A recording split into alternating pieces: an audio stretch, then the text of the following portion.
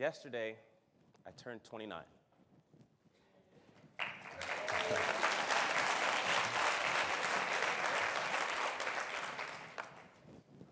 Today, I have the privilege to share with you all what I have come to learn in my 29 years of living here on this earth with all of you.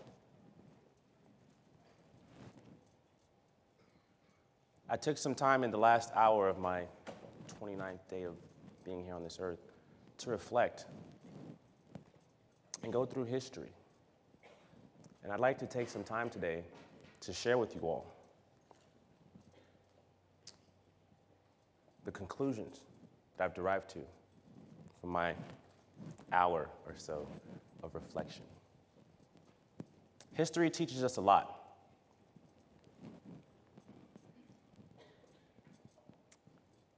We live in a day or in a time where we're fortunate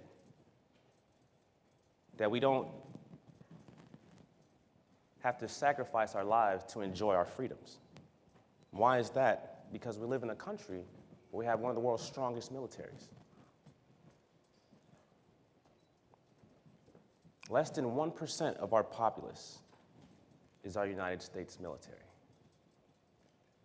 My name is Emmanuel Bernadin. I was born May 20th, 1987. I am an only boy amongst 7 sisters. And lo and behold, I decided to join the United States Navy. July of 2007, I walked into the military, and I had entered a world that was unprecedented to me or anyone within my family lineage. See, my family immigrated here from an island called Haiti in the early 80s, and they came here to give the generations behind them an opportunity, because we all know that we live here in the land of opportunity. So July of 2007, I entered boot camp.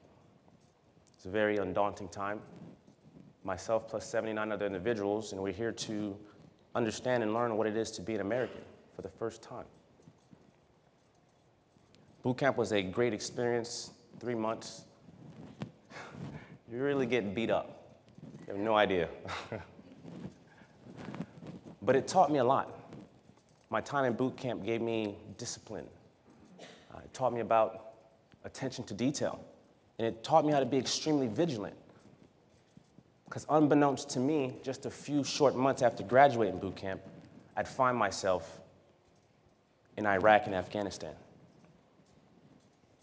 But before I actually got there, I'd like to share with you the journey on how I got to landing overseas. It was October of 2008. My warrant officer walks into my shop, and he posed one small question. Who here would like to volunteer? There's about a shop of 70 of us, and believe it or not, at least 3/4 of the room raised their hand. We started going through the filtered questions. Who doesn't have any issues out in town? Who doesn't have any legal issues? So on and so forth. And the hands slowly started to come down. And it came down to one other person and myself, a good friend of mine by the name of Adam White. So Adam and I, it came down to us, and we said, you know what, Adam, we're gonna decide this like men.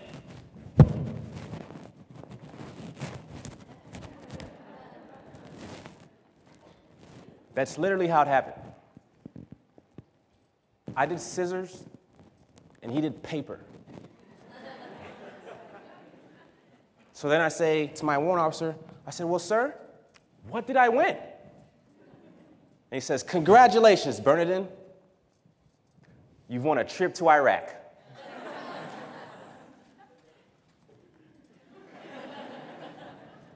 You want to go for a 2 out of 3, man? So the stage was set. I was to deploy to Iraq. Now I'd like to share with you a little bit of history about our armed services. There's something that you learn to do in the United States military, and it's called you render a salute. And the salute is it's a form of respect. But I'd like to give you a little history about our salute, at least in the American culture. You see, we salute with our palm hidden. Anyone know why? It's to say that we have never been conquered. We are an unconquerable country because of our United States military. Less than 1% of our entire populace. Today, 318 million Americans living here in America. Less than 1% has ever served in the United States military. 5% of our populace is unemployed. Now, when you compare this amongst 318 million people, it's a really pretty good statistic, just 5%.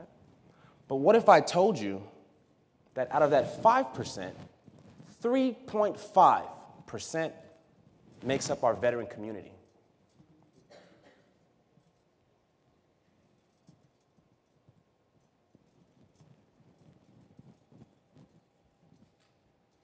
I won a trip to Iraq, headed out. April 29th of 2009, we touched down in Iraq. I remember it because it was my sister's birthday. And the day we touched down, we got in this convoy and we were headed to our camp, Camp Buka. And about 3 clicks outside of camp, saw something that I'd never seen in my life for the first time. I seen these mortars arcing over the very camp that I was assigned to go spend the next 384 days of my life at. This is where I'm assigned to? You sure? So that was my first day in Iraq. About 5 months from that initial experience, I walked into work to receive an email. Quite short, quite simple. Please line up outside the Brown Mile at 10 a.m. Now, many of you are asking, what is the Brown Mile? The camp where I was stationed at, Camp Buka, it was a detainment facility. My unit, Naval Provisional Detainee Battalion 6. We were the last Navy unit to go through Iraq, and we were in charge of the care, custody, and control of some 10,000 plus detainees, presently today known as ISIS. But at the time, they were just extremists. For 14 hours a day, for over a year, we were to make sure that these men and or women were contained and didn't threaten our American way of life. So on this cold day in September, I opened this email. It was actually September 11th of 2009. It was a very simple request. Please line up outside the Brown Mile. Now, as I make my way to the Brown Mile, what it is it's about a mile-long stretch of sand that separates where the detainees are housed and where the service members reside, because we all live on the same forward operating base. So 0950 rolls around. I start to make my way up the Brown Mile, and I'm taken aback, because hundreds, sailors, soldiers, and Marine have lined up facing each other for about almost a mile down this Brown Mile. Now, why? As we stood there, everything started to unfold in front of us. And you would think that we all knew what was going on, but little did we know just what we were getting ready to witness. You see, 2 medical Humvees started to come from my far back left. 2 green Humvees with a red cross on them. Each was carrying a body. An American that decided that they would give their life for a country that didn't even know their name, for a people that probably never even knew their visage. And as these Humvees started to round the corner,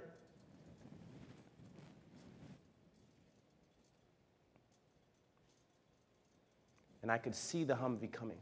And from my peripheral, I saw the person standing beside me. And with no direction, no one pointing to this person letting them know, it was as if we already knew what to do. And his arm slowly came up, and he rendered his salute. And as the front of that Humvee came towards me, I rendered mine. And I held it there. All the way until the Humvees both passed me. And in the distance, 2 Black Hawks. You could hear them shuddering down. Now, mind you, no one knows what's going on, but everything is taking place as if a conductor is directing an orchestra. And it's so beautiful to be a part of something so stoic. And these Black Hawks land. And we see several members from the units. They go to these medical Humvees. They pull out these caskets with flags draped over them. And they place them, each one on their respective Black Hawks. And the entire time, over 200-300 people are standing there, paying their respects. The helo flies off. It's the most eerie silence you've ever experienced in your life. You look around and everyone has basically the same understanding. And we turn and we make our way back to where we're supposed to be. You see, in war, the enemy doesn't have to be good, they just have to be lucky. My last day in Iraq, I was welcomed by another one of these events. January 10th, 2010. My relief unit had already come, and we had already trained them, and we were getting ready to leave country.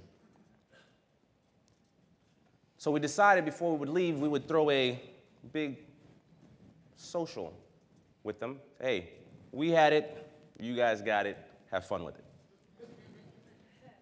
So in the midst of us experiencing this jovial setting,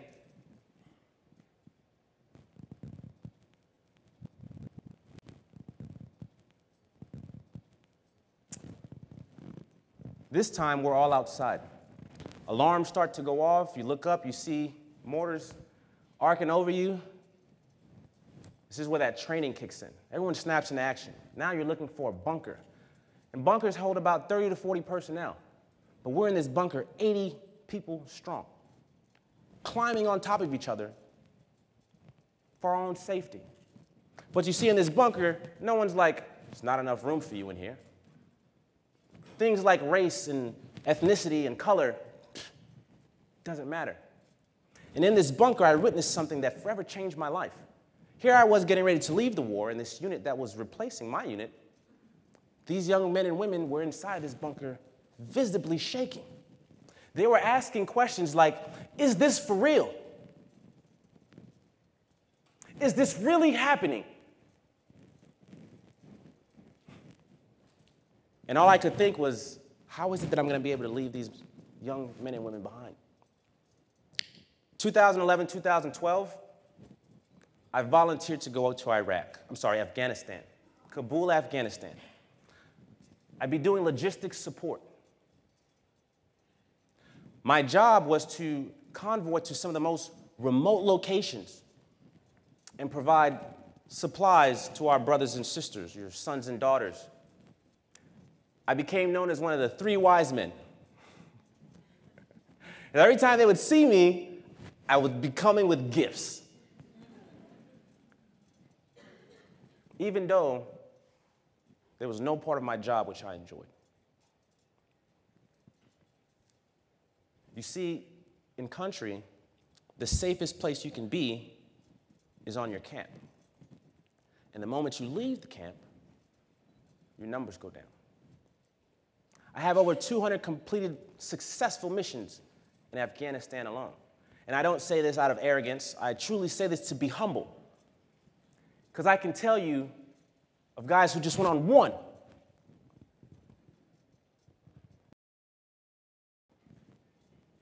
That don't have the fortune to stand here on this red circle and share with you their story.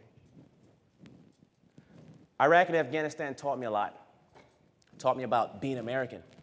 Taught me about the American spirit, the American culture. It taught me what sacrifice meant. But it also told me and taught me of what was to come after I came back. You see, I came back to a world where less than 1% had ever been and seen. and we were representing the 100%. Because today we live in a country where, sad to say, it's out of sight, out of mind. If the problem doesn't affect me, then it's not my problem. But let me ask you this. When terrorism strikes, whose problem is it? It's our problem. And collectively, we say, let's go get them. Now, let me ask you this. Who is let's?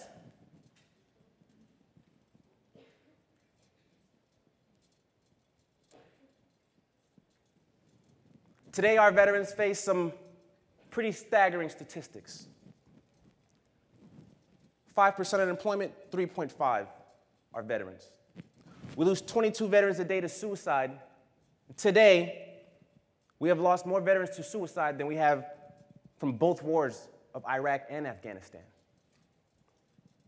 Lastly, we have a healthcare system where these men and women are sent pills because the line to make an appointment is so long. There's not enough doctors. So you're getting appointments well past 30 days, so they'll send you the prescription to pacify you in the meantime. Now, this is my fear. Having exposed all these truths to you all, let me ask you this.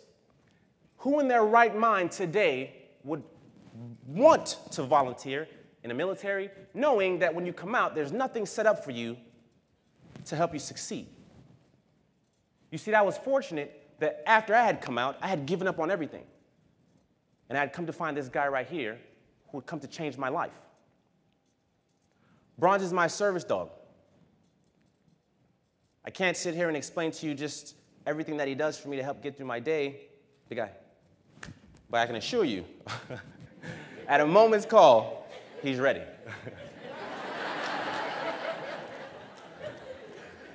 But I want to share these things with you. So let me ask you. You approach a young man or woman, you say, hey, join your military. So they say, why? So I can spend 4 to 6 years of my life defending this country, and then I get out and I'm either unemployed, possibly committing suicide, or I'm standing in long lines at the hospital. You see, just 43 years ago in this country, there was something called a draft. Now, if we don't fix these negative statistics that encompass our veteran, anyone would be reluctant from joining. And we know what happens when we don't have enough people that voluntarily sign up. You now have what's called a draft. I'm asked a lot, what inspires me? As leaders, I believe it comes from believing, dreaming, hoping, and inspiring.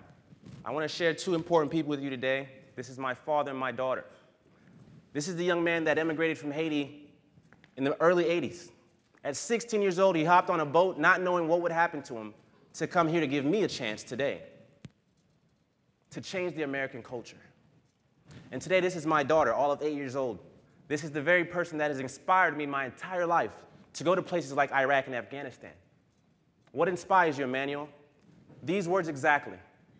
When I die, I ask myself, when they ask my daughter, who was your father? What did your father do? Those very next words. Now keep in mind, the veteran that's to come home tomorrow, what culture will they come home to? What family will they see? Thank you.